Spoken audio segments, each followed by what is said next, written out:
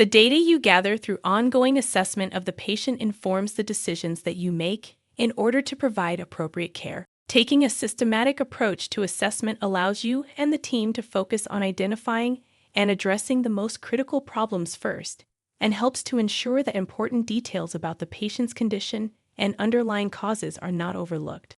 A systematic approach to assessment includes a rapid assessment, a primary assessment, and a secondary assessment.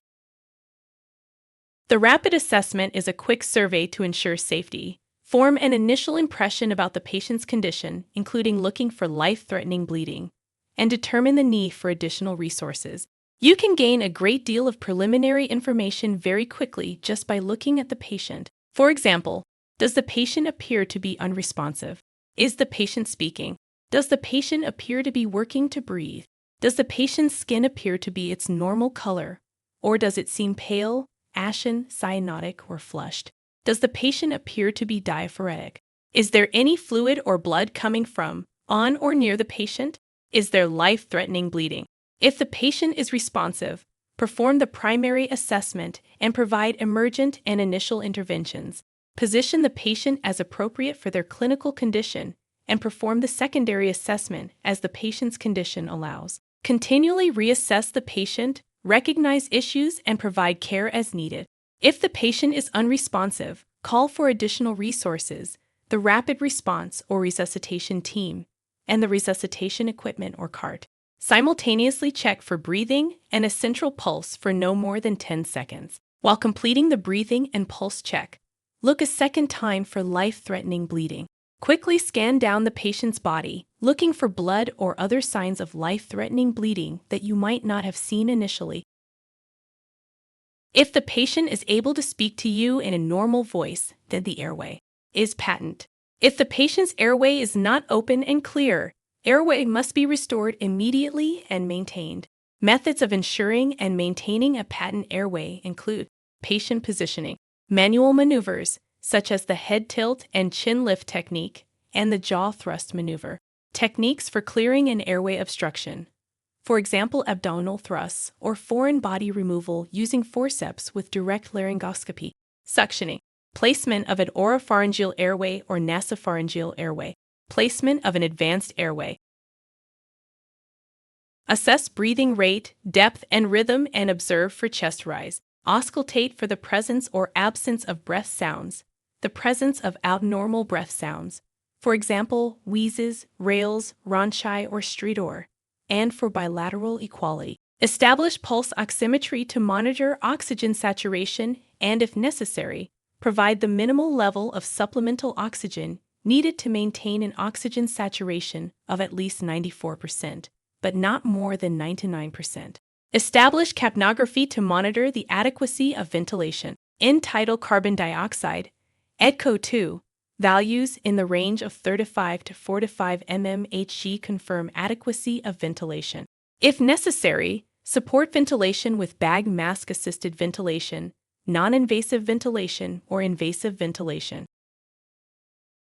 Assess the pulse rate, quality, and rhythm, and establish cardiac monitoring. Assess the adequacy of perfusion by assessing blood pressure and capillary refill time, assessing for signs of shock and noting skin color, appearance, and temperature. Signs of compromised perfusion include a prolonged capillary refill time, greater than 2 seconds, cool, pale, or cyanotic skin in the extremities, an altered level of consciousness, and abnormally low ECO2 readings, less than 30 mmHg.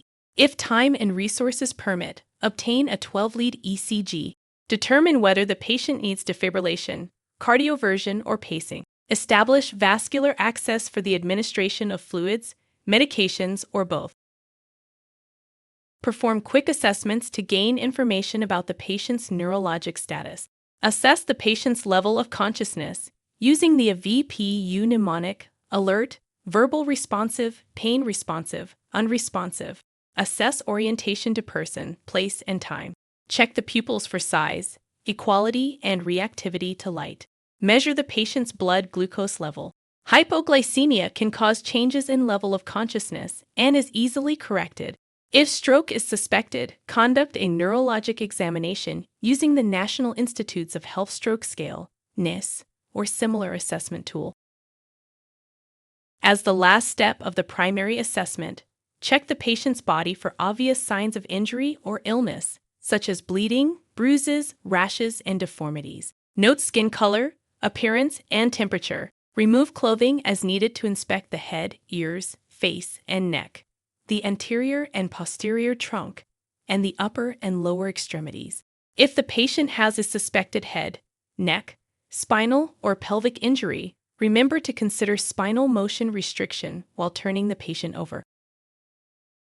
When the patient's condition has been stabilized, perform a secondary assessment. The secondary assessment includes a focused history, a focused physical examination, neurological assessment, and diagnostic tests.